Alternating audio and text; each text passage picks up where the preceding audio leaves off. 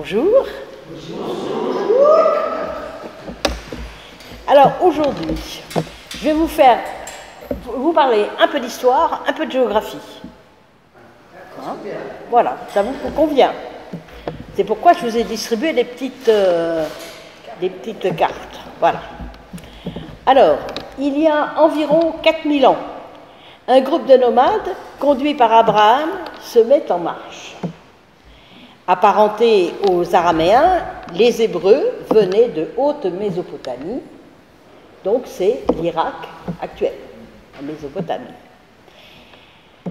Ils se dirigeaient vers le pays de Canaan, situé entre le Jourdain et la Méditerranée. Là, ils adoptent une religion monothéiste, phénomène unique chez le peuple d'Orient à l'époque.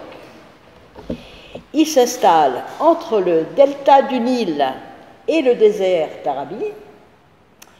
Et mal acceptés, ils ont quitté le pays par vagues successives et ont séjourné dans la péninsule du Sinaï.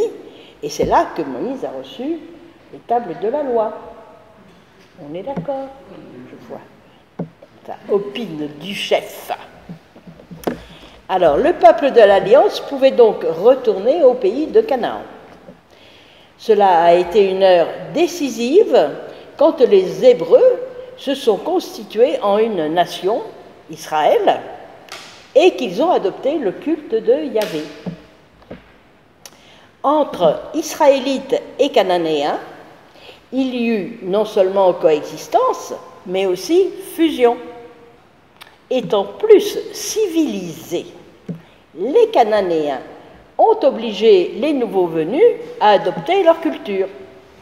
En revanche, les Israélites, eux, ils ont réussi à imposer leurs cadres sociaux, leurs noms et leurs dieux.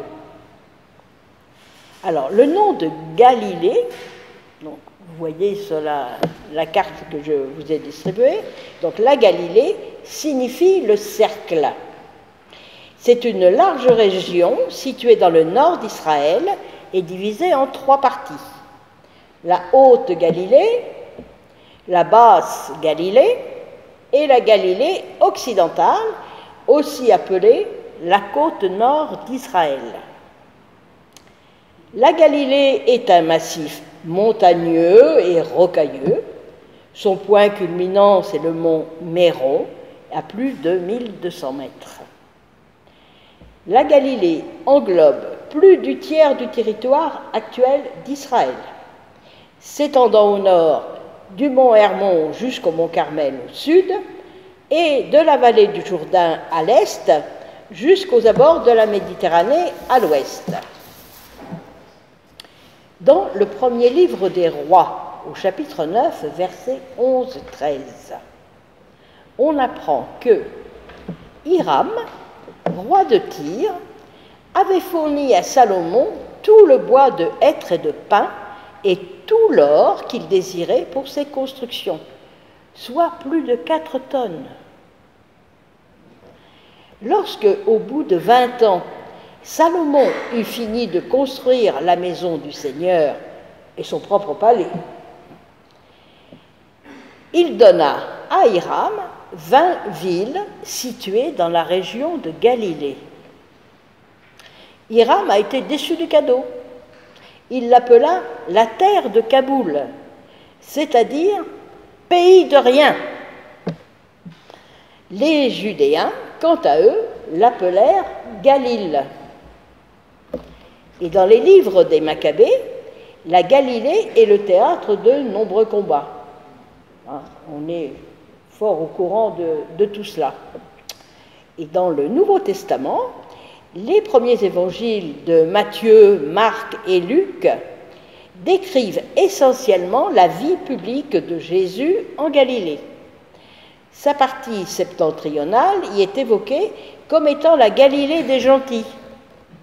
Les gentils, ça vous dit quelque chose? Les païens. La Galilée est décrite par Flavius Joseph, un historien qui est né vers l'an 37 après Jésus-Christ. Donc Flavius Joseph évoque son histoire son peuplement, sa géographie, et lui donne deux parties.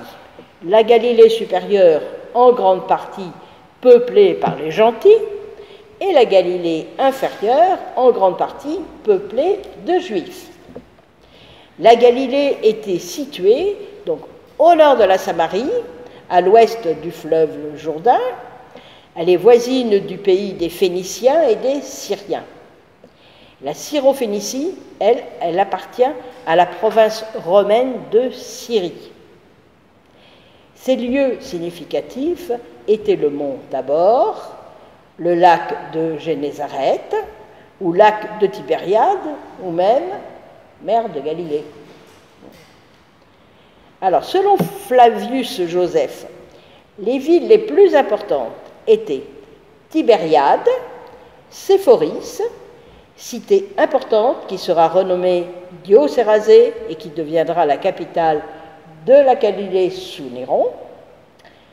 D'autres villes sont célèbres pour leur mention dans les évangiles, ainsi que même chez l'historien Joseph. Alors, on a entendu parler maintes fois de Capharnaüm, cité où les Juifs avaient une synagogue. On y ajoute souvent Bethsaïde, au nord-est du lac de Tibériade. Son nom signifiait « maison des pêcheurs ». Ce n'est qu'un petit port de pêche jusqu'à ce que Philippe le tétrarque, le fils d'Hérode le Grand, décide d'en faire une grande cité rebaptisée Julias en l'honneur de la fille de l'empereur Auguste, Julia. Bethsaïde tirera cependant sa renommée des évangiles, évoquant ce lieu comme celui où résidaient les disciples du Christ, Simon-Pierre, André, Jacques, Jean, Philippe. Quant au port de Ptolémaïs, qui est Acre, en grande partie peuplé de Grecs, il est situé, lui, complètement, il est hors de la Galilée, en Syrie phénicie, c'est-à-dire qu'il est vraiment sur le bord de la Méditerranée. Nazareth, le lieu-dit où Jésus a probablement passé la première partie de sa vie, n'est mentionné dans aucun texte, ni inscription épigraphique, avant le troisième texte, sauf évidemment dans les évangiles.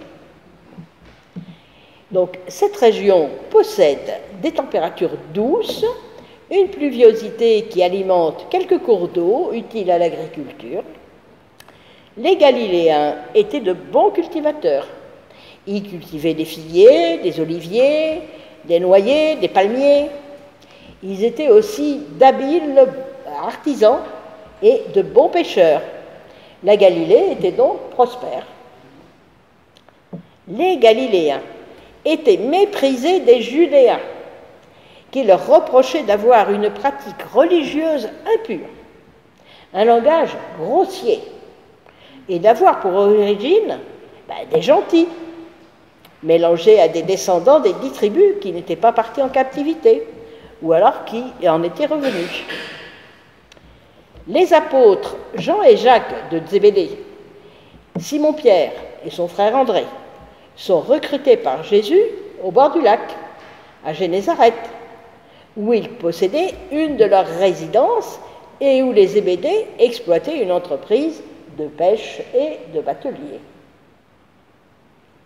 Selon Flavius Joseph, les Galiléens étaient des gens laborieux, ennemis de l'oisiveté, et tellement guerriers qu'ils tenaient tête à toutes les nations voisines qui les harcelaient.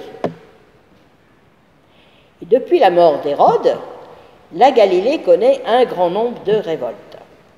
Sous l'empereur Tibère, le successeur de César Auguste, la province romaine de Judée est gouvernée et administrée par un préfet, dont le plus célèbre est Ponce Pilate. À la suite de la destruction du temple de Jérusalem en l'an 70, la Galilée devient un centre spirituel du judaïsme. Elle abrite le Sanhédrin. Dans ces collines sont rédigés la Mishnah et le Talmud de Jérusalem. De nombreux rabbins y vécurent et y sont enterrés. Alors, après la prise de contrôle de la région par le califat arabe en 638, celle-ci fait partie du Jourdain. Et durant les croisades, donc durant cette période des croisades, la Galilée fut organisée en une principauté. Et ce fut une des plus importantes seigneuries des croisades. Et au cours du XVIe siècle, la Galilée a connu une importante migration juive constituée essentiellement de séfarades expulsés de la péninsule ibérique. Alors, souvenez-vous qu'en 1492, vous y étiez, hein, le roi Ferdinand II d'Aragon et la reine Isabelle de Castille ont signé le décret de l'Alhambra, ordonnant aux Juifs de se convertir à la religion catholique ou de quitter le pays. Un exil d'autant plus douloureux à accepter que les candidats au départ devaient laisser sur place pratiquement tous leurs biens au profit de l'Inquisition et du pouvoir royal.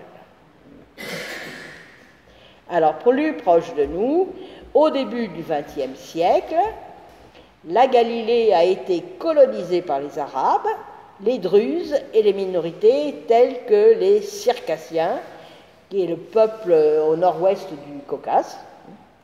Et la population juive fut grandement augmentée par les migrations sionistes d'Europe centrale et orientale depuis environ 1880. Voilà ce que j'avais à vous dire aujourd'hui sur la Galilée. Un petit cours de géographie, d'histoire. Bon. Merci.